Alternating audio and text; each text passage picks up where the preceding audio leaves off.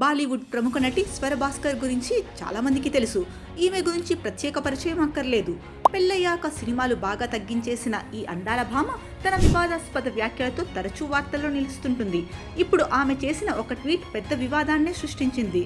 స్వర భాస్కర్ ఫహద్ అహ్మద్ను వివాహం చేసుకున్న తర్వాత ఆమెను విమర్శించే వారి సంఖ్య బాగా పెరిగింది. తాజాగా ఆమె తన ఎక్స్ ఖాతాలో మహాకుంభమేళా చావా సినిమా గురించి తన అభిప్రాయాలను పంచుకుంది. ఇది చూసిన నెటిజన్లు ఆమెపై తీవ్రంగా మండిపడుతున్నారు. మహాకుంభమేళా గురించి కానీ చావా సినిమా పేర్లు ప్రస్తావించుకోకుండా ఆమె ఒక ట్వీట్ చేశారు. ఇటీవల ఓ తొక్కిసలాట జరిగింది. దాని కారణంగా చాలా మంది ప్రాణాలు కోల్పోయారు. ఆ సంఘటనపై ప్రజలు స్పందించడం లేదు. కానీ అదే ఒక సినిమాలో హిందువులను హింసించే సన్నివేశం ఉంది. కానీ దీనిపై మాత్రం ఆగ్రహంతో రగిలిపోతున్నారు.